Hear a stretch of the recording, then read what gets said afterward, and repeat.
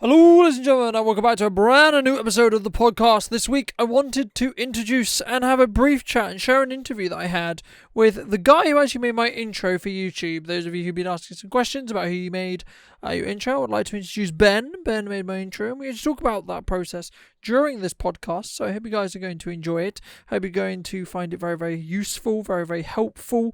And so thanks to Ben if you're watching for coming on and giving this interview and kind of giving some insight on your business. But for those of you who are new, and if you do enjoy this content, feel free to subscribe to the channel. There's going to be a new podcast out every single week, every single Monday at 6 p.m. So thank you so much for joining me once again, and I'll see you very, very soon. When I'm going to shut up now and let Ben sort of introduce himself a little bit, and I'll see you very, very soon. Yeah, so my name's Ben. I do freelance motion design, which is everything from animations to VFX stuff to any of those types of animations and animated visuals you see on the web. My company's called BN Motion. That's kind of about it. And when did you start BM Motion? Because I think I think we'll start on that because I think it's an interesting story. I'll put it that way. I'll let you kind of take the reins on this, but I think it's an interesting thing to talk about. Yeah, so I was working for a digital media marketing kind of agency, and I handed my notice in there. And then, so I had a month left after that. So I worked there for a month. And then after that, maybe 2 weeks into starting my freelance career, COVID struck. And that was like lockdown phase. That wasn't like, oh no, COVID's about. This was like, boom.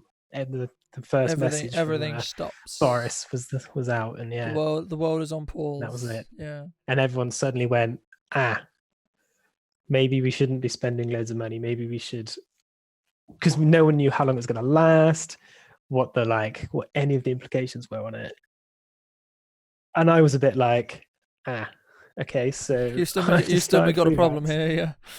Still trying to find clients and get my feet kind of in the door, and yeah. So, I mean, I'm still here now, so obviously did something right. Mm-hmm. How was that? That's what I was going to ask you my next question. I mean, how did you you were like, right, I'm in this position, it's not exactly ideal.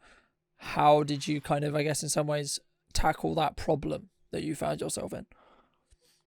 So, I mean, to start with, I had a bit of savings because I knew this was something I wanted to do. So I had not loads of savings, maybe like 2 or 3 months worth, just to pay all the bills, if I had to. Yeah, exactly. I mean, one of those situations where if I earn no money for 2 months, I'm still good, right? Yeah, definitely. I can still survive. Of course, that's an ideal situation, right? Don't get me wrong, right? Like I was in a very similar boat back in February, but it's one of those things where right, I've prepared enough where I'm like, right, I have 2, 3 months, 4 months, 5 months, however long. However long each person does different metrics. For example, mine was 6 months, right? I was like, right, okay, well, if I make no money for the next 6 months, I'm still going to be able to feed myself. I'm still going to be able to pay for everything I need to pay for. Definitely. I might not be able to buy a new lens every 2 weeks or every month or whatever, but no, just enough to get by. The essentials of can I actually exist and can I actually feed myself? Yeah. They exist. Yeah. And that, which I think is really important. And I think that, a lot of people, I think, are going to use this time or have used this time to really think about what they want to do or what they were doing as a hobby, but they may want to make a career. Oh, definitely. Have you, I'm interested in some ways, personally, just for me to hear, and I think a lot of people, other filmmakers and other people wanting to start out would be interested to hear sort of how did you get into, I'll use the term animation. I know it's not just that, but it's from how I see it, from my understanding of what it is, it's basically just animation. Some of it can get very complex, but it's still nonetheless animating something from being Yeah. in one place to another place or becoming something else. Yeah, definitely. So how did you kind of get into So, that or start that? oh, it's a super weird journey. So I started my career as a web developer doing back-end stuff with PHP and SQL and all of that codey stuff. And then I shifted into the front end side of that, but still within coding. Then I shifted into front end design. So actually opening up Illustrator, Photoshop at the time, and designing websites in that before moving over to XD when that came out. And then I got a job in that marketing agency. So still doing web design, kind of social graphics, and the odd video and animation in there. And that kind of, I ended up doing a few animations there. And I kind of just, it is such a strange one because I don't really know how I got here. Like, I enjoy so many of the like creative sides of things. Like, I did some photography for a bit. Like, there's just so much of this creative stuff, and I think that I've always liked the flow of things, and I think that's what's drawn me into the motion, because that does create the flow, the movement of stuff. And I think what gave me quite a good kind of ground to start with was all of my background knowledge of photography, of graphic design, of marketing. You know, I knew the fundamentals of all of those things, and I think that's really helped with starting my own. Yeah, absolutely. Because I think that there's a lot of techniques and a lot of things, and especially if you understand, if you're like, for example, oh, we're doing this graphic and it's going to go here, you can understand how that graphic's going to be placed in and that kind of thing. So I think there's a lot of crossover there, which I think is really important and kind of allows you in some ways to stand apart, I guess, in some ways as well from other just animators or I don't know, I don't do websites, no. Yeah, in that respect, because you can help streamline that process, I think, a little bit more. yeah, and it means I can actually design the graphics as well as animate them, which I know lots of freelance animators also do the same, but there are also people out there that just do the motion side, just do the animation. Mm-hmm. No, absolutely. Okay. No, that's interesting. I mean, for me, it's been always interesting to talk to creative people and see how they're kind of, well, firstly, how they got into it. And a lot of it is kind of very the same in what you said as well. It's about kind of, oh, I did this, and then I did this, and then I did this, and then I did this, and that led to me doing this, or something along those lines. I think I wanted to try a bit of all of the creative kind of bits to see which one I preferred the most. Yeah, absolutely. In a way.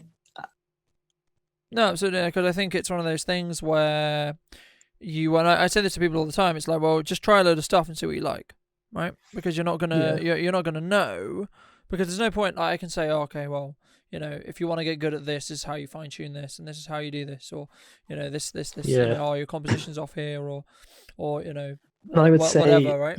But go on, no, go on. I was gonna say you need to focus on the thing that you actually deep down know that you enjoy, like, because I put off doing motion stuff for a while because it's difficult, it's expensive. Like, if I'm doing web design, I can use Adobe XD, which is free. I can run it on the oldest laptop in the world, and I'm good to go. The files take up zero space. I don't need any gear or anything. Well, I'm sure you're aware, being the videographer, you know, you've chosen an expensive. Oh, it's funny, like it's this like most expensive hobby, and no matter how much money you think you want to spend, double it, and you might be able to get close to what you actually want to purchase, because there's always this like, oh, the actual like, for example, you know, yesterday I was looking at sliders, for example, and just to make a slider motion, right, so it can move on its own, is one cost, and you're like, oh, okay, cool. right? But then in your head you don't necessarily correlate. Oh, you also need a slider, but that's also that cost. Then you need all the the battery thing. Then you need the cable that triggers the camera. Then you need the tripod that goes with it. Then you need the carrying I was going to say, otherwise it's flat on the floor. You need a tripod. Well, you need 2 tripods, one either end, maybe. Yeah, it depends on They've got the different depends on the heights slider that you're using, but yeah, crazy. and then after all that, after you've got carrying bags and all this, right, you then also need something to put on the slider, because you can't just put a camera directly on the slider. You need something to mount so you can ideally change. If you're doing like an incline time lapse, for example, you need a way so you can keep your camera kind of level, right? Yeah. But also, of course, that's another thing, right? So this initial maybe 500, 600 quid cost actually turns into 1.2, 1.3 grand. Yeah. Very quickly, right? And I'm sure you've got very similar in respect to it's just expensive tools or software compared to or whatnot. the other kind of ideas. Like I was saying that web design's quite cheap to do. I know it sounds like it doesn't mean it takes any less skill or anything at all. Not at all. No, of course not. It's just there's not a lot of the resources required to start. Yeah, I mean, whereas... don't get me wrong. By no means, and I'm sure that the same with in animation, you don't need a slider to be a filmmaker, right? What do you need? What do you need to be? What do you need to be a filmmaker, right? You need a phone, a camera of some sort, right? Whether that's on your phone or right, like you need a camera, and in most cases, you can probably be a filmmaker with just a phone. Because to be honest, the mobile editing apps are getting pretty good now, to be honest. Not necessarily like professional level, but if you just want to get your feet wet, then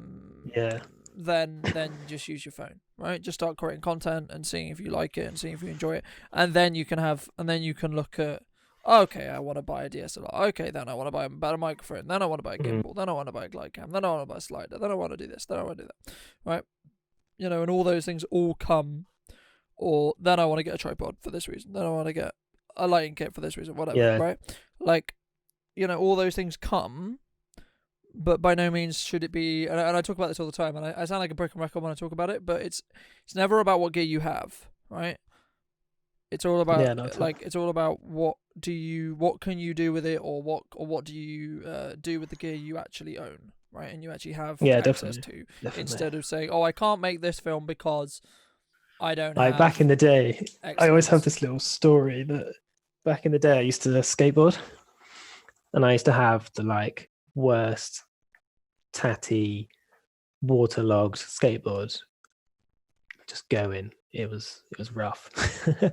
But it didn't mean that I was any less good at skateboarding than any of the other people down there that had brand new fancy skateboards. And everyone used to just be like, why didn't you get a new one? What? And I'm like, because it works, it does the job. I can still use it.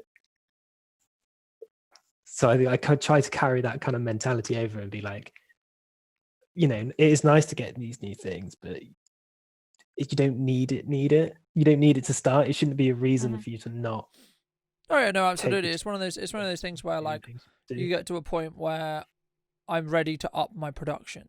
Right, or I'm ready to up what I'm doing, so that comes with a cost, right, to an extent, but it also comes with a skill ceiling, right, because I can buy someone could give me 20k and I could buy a 20k camera, but that doesn't mean I know how to make, that doesn't mean I know how to use it and know how to use it well, right?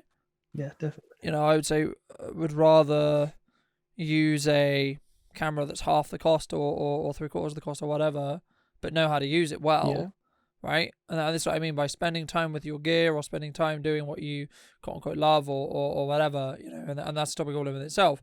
But I think it's very important to understand that it's not just about that kind of unobtainable, I don't have the new CPU so I can render my things faster, or that means I can't do 3D. It's like, no, you can do 3D. It's going to be a pain in the ass to do 3D because it's going to take forever. I do 3D and my computer's not brilliant. You just have to wait.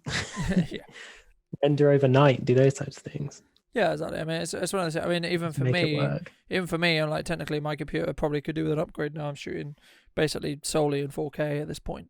Yeah. Sometimes higher when it comes to time lapse stuff. But I mean, my computer's on the edge of like this footage. Like Yeah. it's Melting. like, oh, I don't like this. But it's fine. You just work your way around it. Like the entire content of this podcast, it takes like 5.5 hours to render, right? Yeah. Because this podcast is like a 4K. It becomes a 4K video, and a lot of people say, "Oh, that's overkill."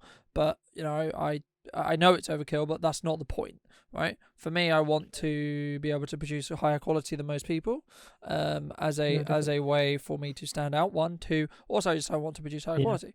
I'm also fully aware that I'm just shooting myself in the foot because it's just going to take 3 times as long. Especially when Facebook decides, no, we're not going to let you upload a 4K version of the same file, so you have to re-render a 5 hour. So you have to re-render a completely 5 hour file just to re-upload it onto Facebook.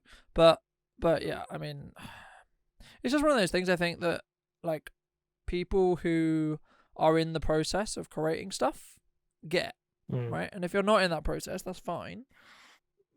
But start just trying things, right? I think that's the main thing that I think anyone can take from the first bit of this conversation or this podcast in general is just try stuff, right? Just experiment and just see what you like, see what you enjoy. Yeah, I started trying to think of like,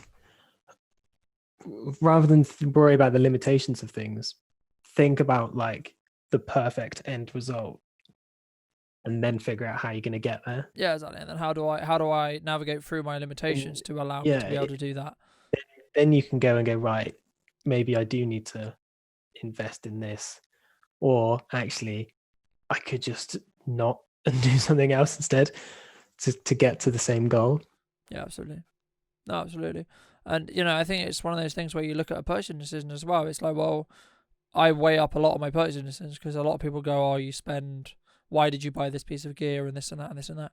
And whenever I look to buy anything, right, I give myself a budget and I say, well, how can I use that budget to the most effective use of that every single pound within that budget, right?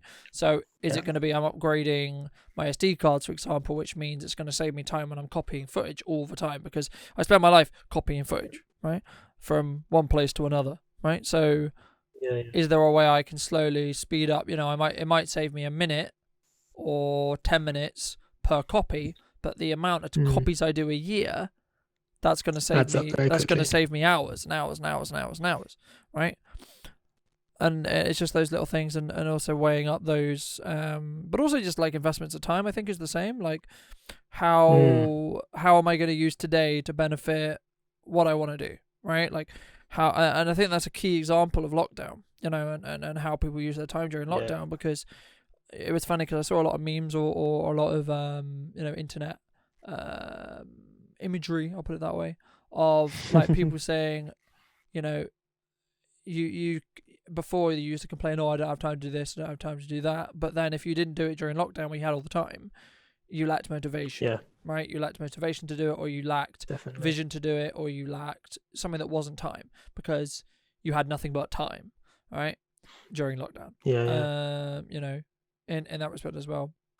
Something which I wanted to cover, and I don't know how much you really want to go into this process or talk about this much, but for me, it's interesting to talk about how, because obviously I've hired you, right?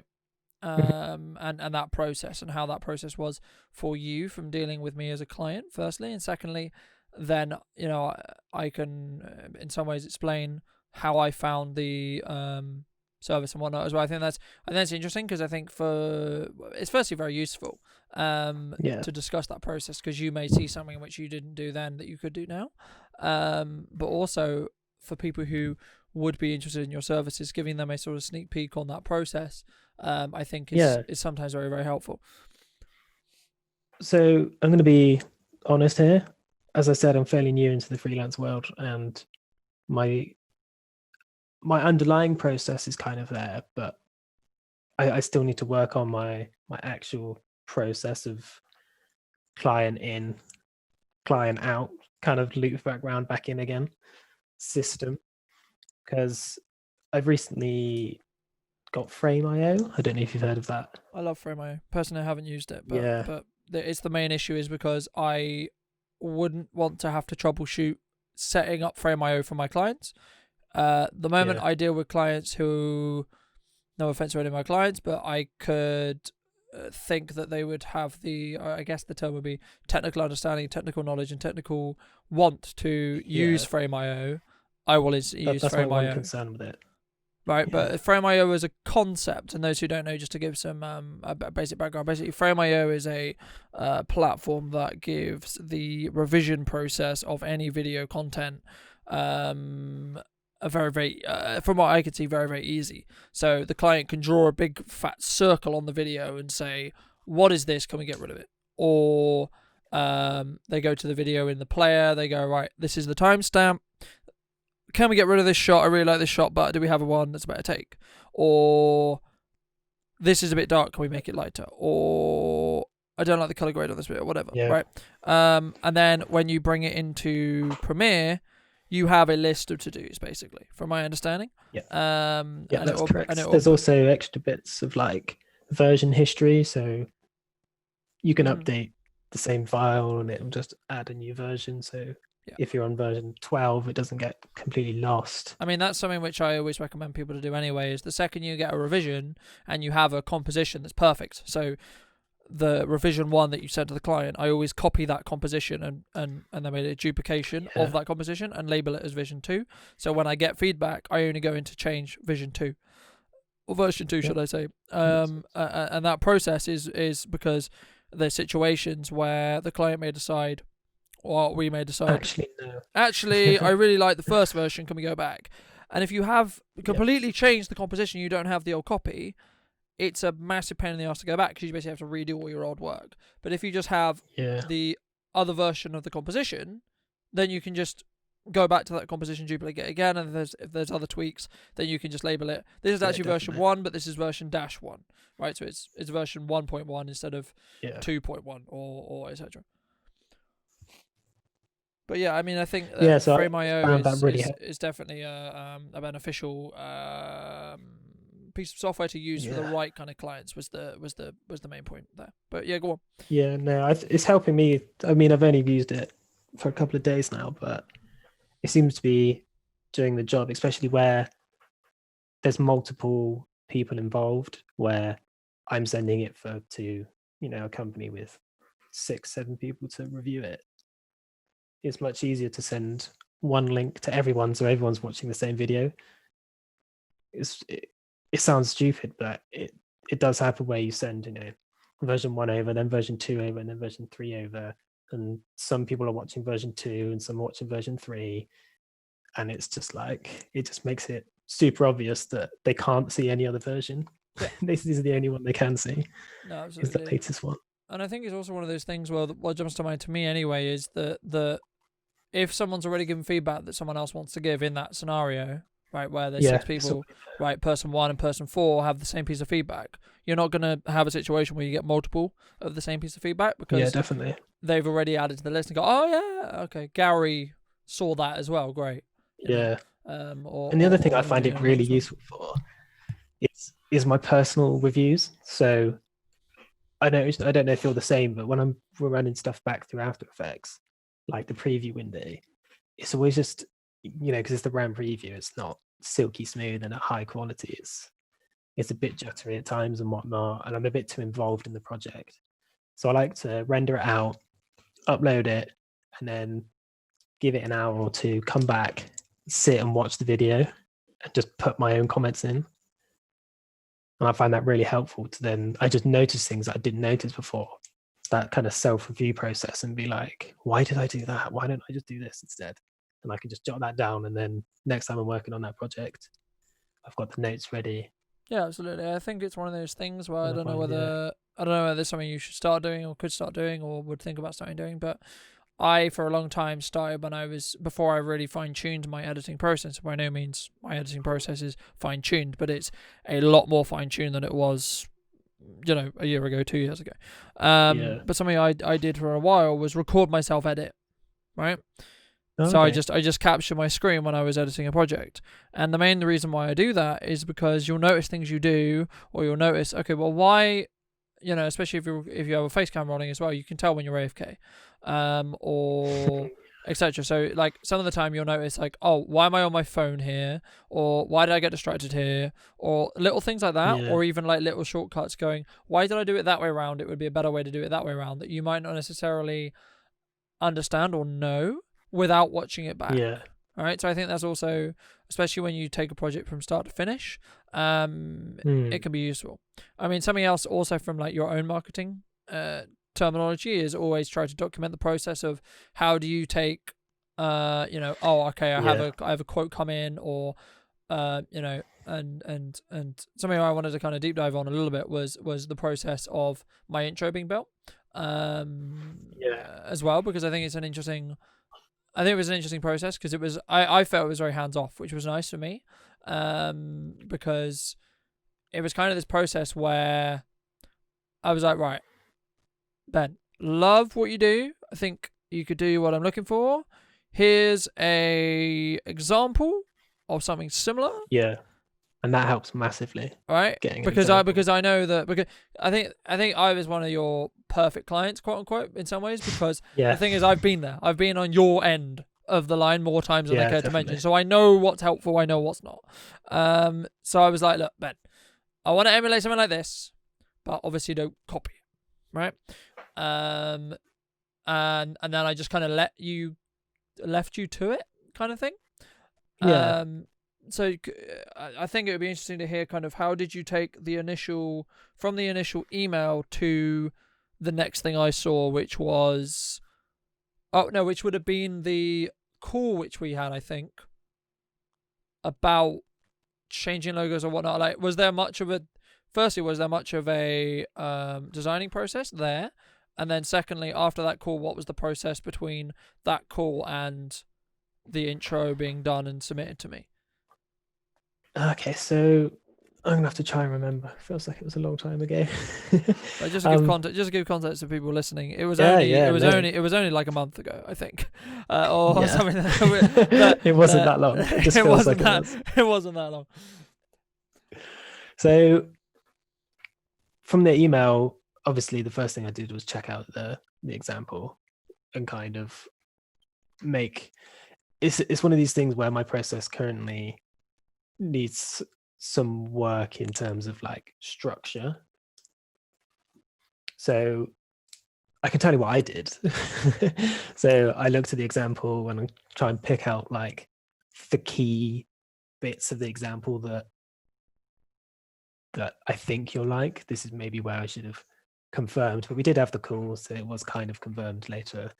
So it was things like the 3D aspects of it, the fact that there was a transparent background. So the letters kind of came over the top with a transparent background before the background came in. Kind of elements like that. It was quite short, snappy, rotating text. And then from there, I looked at your current logo and to see how it would work, and realized that to make it work, we needed to just clean up the logo just a little bit because there was, I think you had a picture of yourself behind the BM, so that would have made it very difficult, and especially if you were overlaying that on the video, it gets messy quickly, and you want that to stand out. So all I did was just kind of clean it up and remove that behind, just for this version at least. And then I'm pretty sure I then sent that across to you.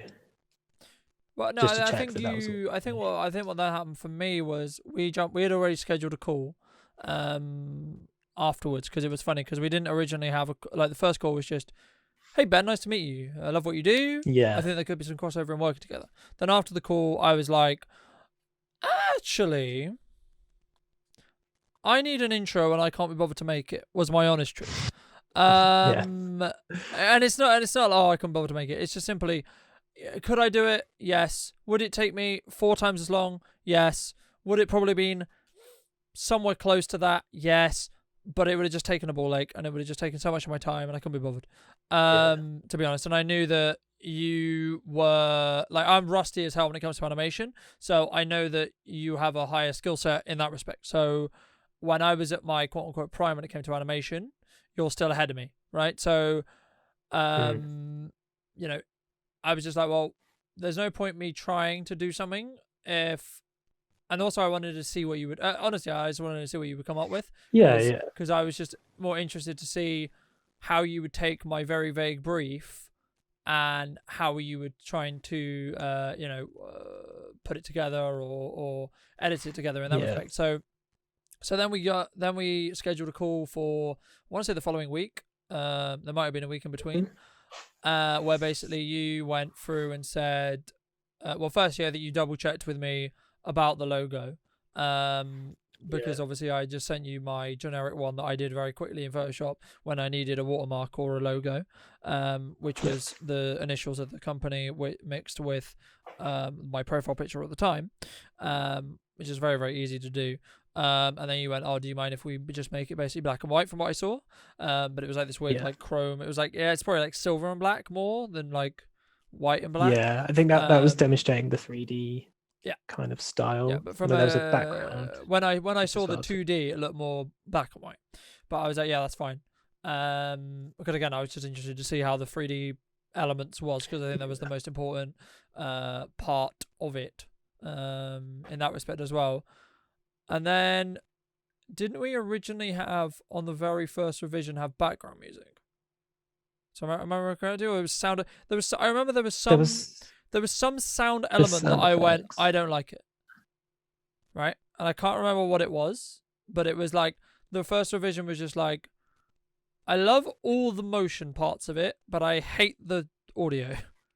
I think was basically the gist of the first round of feedback. Yeah.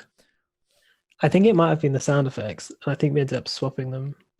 Because and the sound effects are very simple. It's just like two whooshes on each end, but it really sells it and is really short and snappy. So well done on that. But how did you take what was the next process after? Okay, cool. We got the client confirmation call. What was next for you?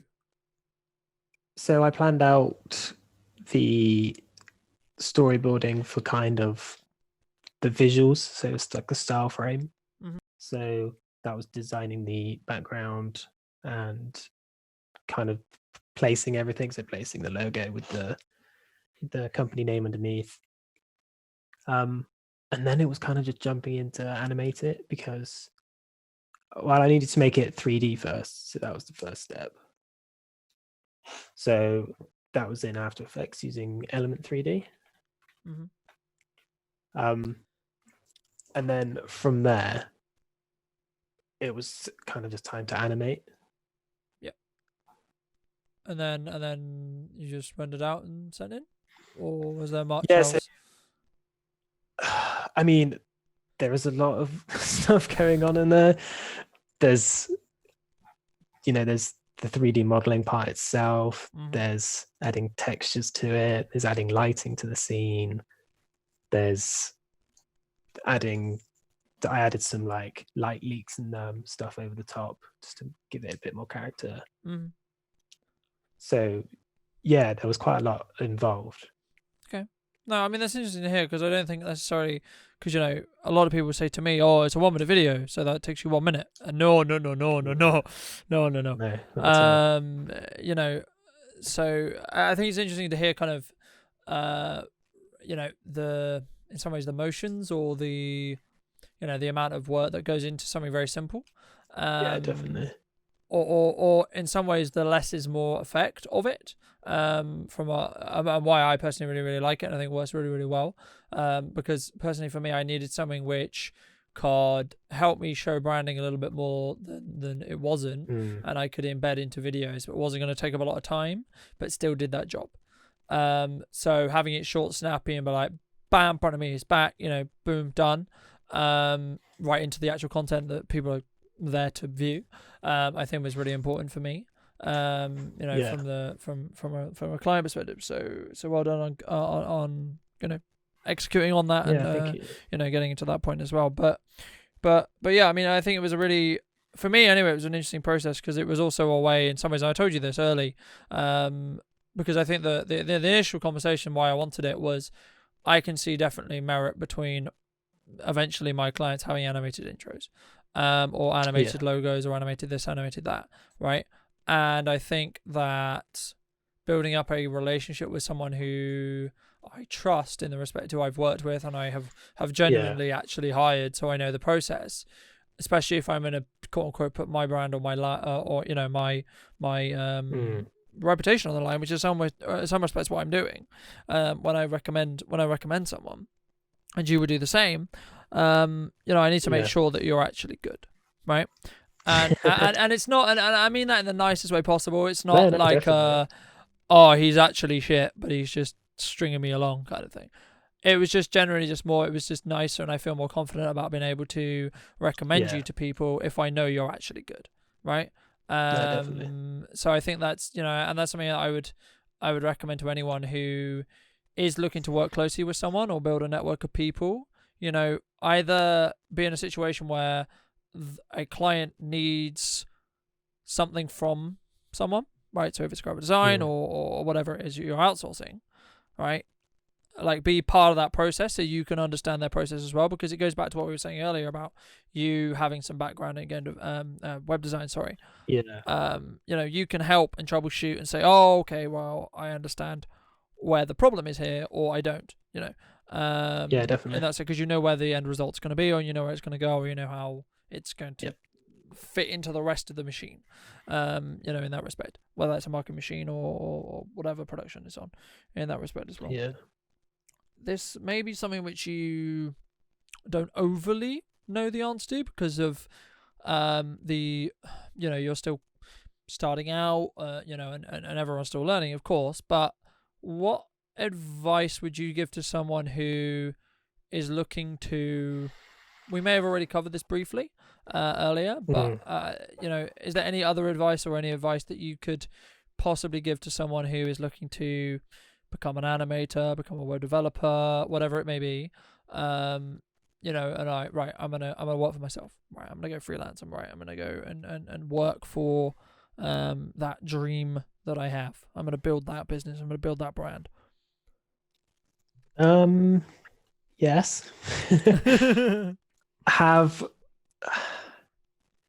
have some money saved for the first few months. If you possibly can, it just helps. More from a mental health point of view, like you're just not stressing about getting jobs. If you don't get any, it's okay. You're not gonna die. So that's the first thing. The other thing is, so I started with 0 clients. I'm not gonna lie. I didn't have any, like everyone, in my back pocket. None of this, just literally 0. I hate to break you off, but I'll cut you off. But was that when you went full time? Yeah, when I went full time freelance. Or when you took freelance leap. Okay. I had 0 clients. Okay. Which lots of people would say it was risky, and it was. Don't get me wrong. Mm-hmm. But I believed in myself. And I just thought, you know what? I've always wanted to do this. I need to do this. And then unfortunately COVID happened, but life. So yeah. That's called life, that is. That's pushing hard to get clients, and I've done loads of ways to get clients. Email people. Literally for the first week, I would open up Google web design agency, like design agencies all across the UK, and email them and go, hi, I'm Ben, I'm a freelance motion designer. If you ever need a pair of hands to help with stuff, check out my website. Here I am.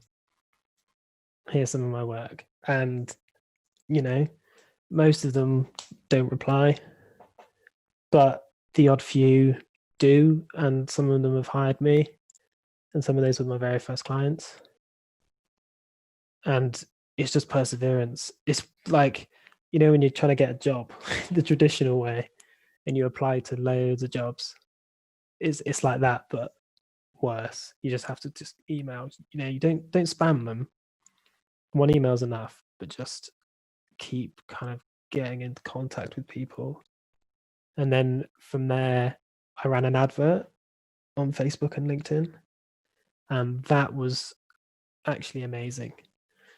So it was just a short animation of me in cartoon form, maybe 10, 15 seconds, basically saying, "Hi, I'm a freelance motion designer, available for hire if you need an expert pair of hands." And I put some money down on that to promote that advert. I did like $3 a day, so I mean, it wasn't a huge budget on that. And within the first 2 or 3 weeks, I got 2 clients from that, and I get almost one, and that was paying clients, and I get maybe now 1 or 2 inquiries a week from that.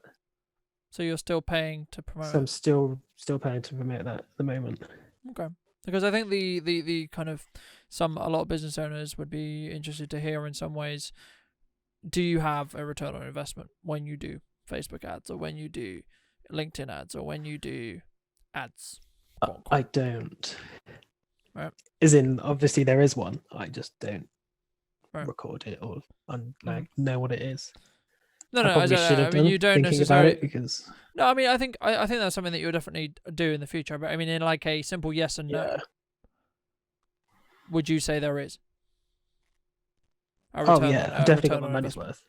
Okay, because I think there's a lot of question. Massively so. Have Massively you? so.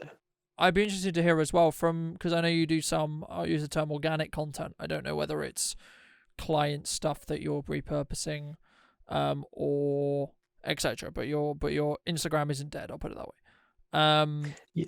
You're out there. You're putting stuff out, which is great to see. Firstly, have you found any return on investment from doing it that way as well? In the respect of your time, that's time investment, right? Not necessarily money investment. I would say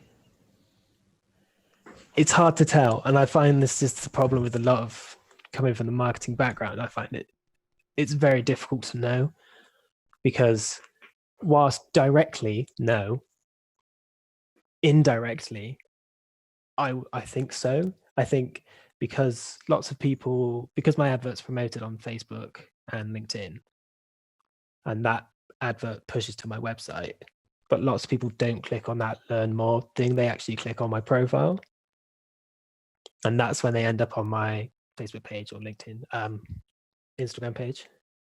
And that's where, if they see a page that's not active and the last thing they posted was a year ago, they start to be like, okay, cool. Whereas if they see and there's lots of stuff on there and they see, it's posted a day ago, they're like, okay, cool. So they're still actually working and stuff. And so I think, and then they get in touch. So I think, not that I can actually measure that per se, but I think indirectly it is having an impact. No, that's definitely, nice to hear. One, because, from my side, I'm like, you should be doing content all the time. You should be doing as much as you can. But I think I, in some ways, not toot my own horn too much, but I think that I take that to a different level. So it's nice to hear from your side that you've found indirect, and it's very true. From what I've heard as well, a lot of, to be honest, I have not paid. I paid for a couple of promotions near and again, but I haven't paid for an ad, period. Right? That isn't because I know they don't. They don't work. It's just, for me, I could and I will.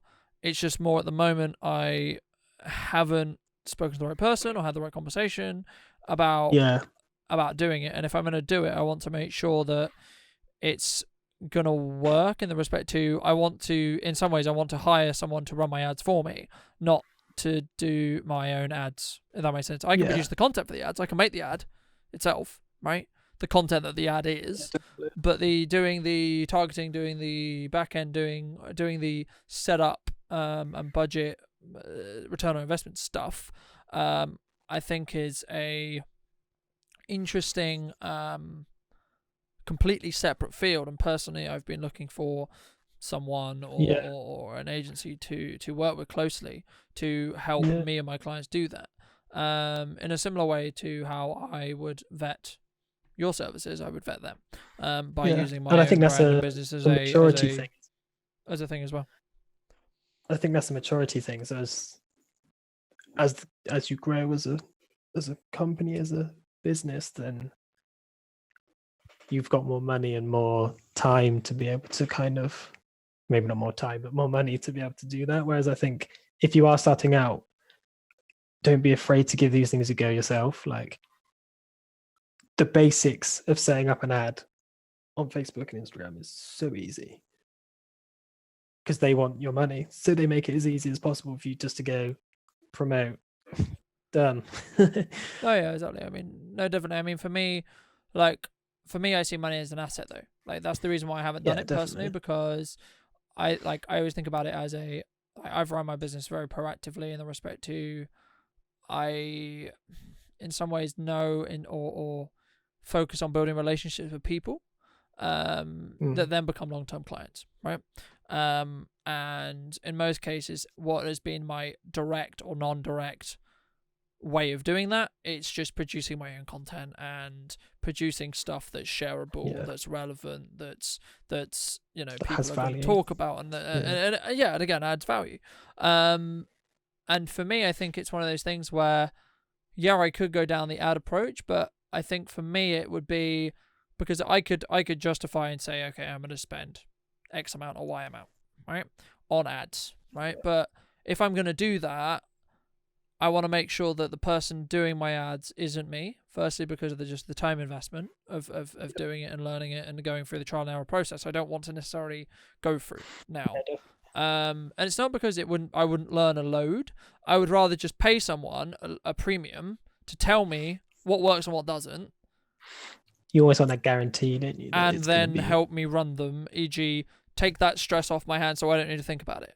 Right? Like that's where my business is going. So then I can focus on what I feel I'm good at, which is the content creation process itself, and fine-tuning that and understanding what content works, what content doesn't, what content works for this brand that doesn't work for this brand, what content works for this business that doesn't work for this business. And definitely. For example, if you came to me and went, "Hi Colton, I would love to do some content, but I have no clue what kind of content to do to help promote my business outside of produce animations and put it up," right? Yeah. And then I would go, right, okay, so what do you want to achieve, right? Okay, when we know what you want to achieve, we can then look at how we go about achieving that through content, right? It might be, I think you should start a podcast, right? Or I think I would recommend you start a video series or whatever, right? Yeah.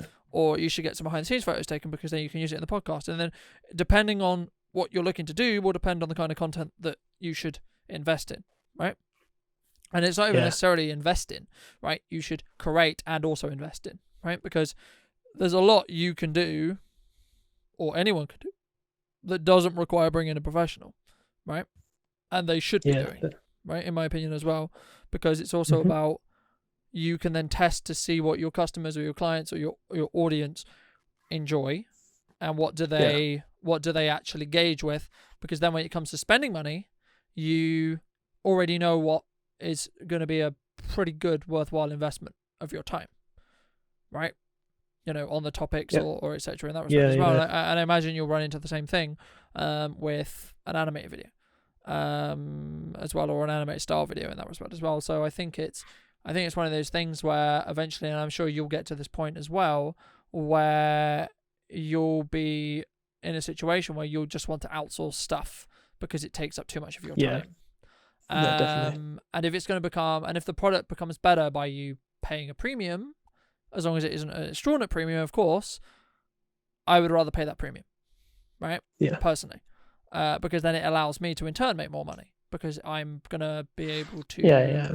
get better at what I actually want to get better at and actually enjoy doing as well. But also, it's not just about making money, but Yeah. it's also I think you'll feel more fulfilled, right? You'll feel Definitely. overall happier because you won't be doing any of the things you don't want to do, pretty much, right? Obviously, there's some times where you still have to do tax returns, you still have to do emails, you still have to chase people, you still have to do this, still do the boring crap of running a business, right? I get that. Yeah. But the majority of the time, you're going to spend doing the stuff you really, really love to do and really are passionate to do, and the things which you got into business to start. In the first place, yeah. You know, why did Ben start animation? Because he loved doing animations, right? Loved creating animations, right? Yep. Why did Colton get into filmmaking? Because you love creating video content, right? Like, at a core, that's why a business owner does something, right? Like, why does a jewelry person who makes jewelry get into that? Well, they want to create jewelry, right? They want to create something in that respect as well. The same would be true if they write a book or whatever, right? Whatever your medium is, you got into it for a reason, and hold on to that reason, right? I think that's really important to understand. And as you or one or whoever progresses in their career, they'll understand what their I hate using the term niche, but niche is, in the respect to, I'm good at this. I'm not so good at this, but I know someone who is really good at this. Right? No, definitely. And I think as time goes on, I could see myself hiring other freelancers to help with mainly things like storyboarding, illustrators, because that's where I can do the graphic design stuff, but the kind of drawing, illustration stuff isn't my strongest suit. I can do really basic stuff, but I don't want that to hold me back. So that's where I could see myself hiring lots of freelancers to help with those types of things in the future. No, absolutely. And I think that it's one of those things that brings down what you're saying. I think it's one of those things that you need to, in some ways, develop early on. And it doesn't necessarily mean write it in a business plan, because a lot of like business people will say you need to write it in a business plan, right? And there's value in writing things down. There's value in having a business plan, right? There is. But also understanding the process in your own head is very valuable as well, right? Because then when it comes to the point where you are in a position where you could hire someone, right, where business is doing well or whatever, and you can see a beneficial step in bringing someone on, you know who that first person's going to be, right? You know where that first hole that you then outsource or you then bring someone on to your company, if that's what the route you want to go, is going to be to do, right? Yeah, definitely. In that respect, and what that process would look like, and you can start seeing what, and it also allows, I think, in some ways as well, to go, oh, if I want to, it could be anything, like, oh, if I want to grow on my Instagram, or I want to make X amount this year, or whatever, you can then, if you have that mentality and that process, you can then break it down to the point where you understand how to get to that goal, right? Because you can break it down into small chunks, and then you can, every day, you can act on those chunks and work out a way where you specifically understand what actions can I make today that's going to allow me to get to wherever that goal is in 6 months, in a year, in 4 months, in, whatever that process may be, or however long that process is meant to take for you as well. Cool. I would say, personally, for me anyway, there's not much else I really wanted to cover, to be honest, today. Is there anything else that you wanted to mention, go over, chat about? No, I don't think so. I think we're all good. Cool. Okie dokie. Well, for those who may be interested in hiring you for animating services, or just want to have a chat, or want to see more of your work, or something along those lines, where can people find you? What's the best way to reach out? Those kind of things. So my website is ben-newton.co.uk, or on Instagram it is, I'm gonna just have to find it, bennewton.motion, and there'll be a black logo with white text that says BN Motion on it. So you know you found the right one. Cool. And yeah, And I will drop links in the YouTube version in the video description and in yeah, the post perfect. on Facebook as well. But thank you so much for coming on. And Yeah, cheers for having me. Yeah, I mean, it was a fun chat. I think there was a lot of value in it. And Yeah, definitely. It's good. I think that there'll be, as I say, I think there's going to be a lot of at minimum collaboration opportunities with both of us. So whether that might be, I've got a guy who needs video, etc., or I've got a client who I think would be really, really valuable to invest at this time in a motion graphic intro or whatever. Yeah. I think there'll be a lot of crossover in that respect as well. So No, yeah, I agree. Cool. Any final thoughts? Any final words? Just do it. If you've always wanted to do it, find a way to do it. I like that. We're end on that. I like that a lot. That was good. Thank you so much for joining us once again, and I hope you took some value from mine and Ben's conversation. Next week, we'll be joined by another starting independent filmmaker who is starting in their journey and is going to be learning and going to be definitely progressing from where they are, and has already progressed since we filmed that interview. But thank you so much for joining me once again this week. If you did enjoy this video, make sure to leave it with a like and etc. And if you're listening to wherever this podcast goes after YouTube, then thank you so much for joining us once again, and feel free to like us on Facebook and all that jazz and all that excitement as well. But I don't like to drag these outros out, so thank you so much for watching. I'll see you on Wednesday for a brand new video, and thank you once again for watching, and have a good evening, day or night wherever you are, and I'll be back very soon with some more content for you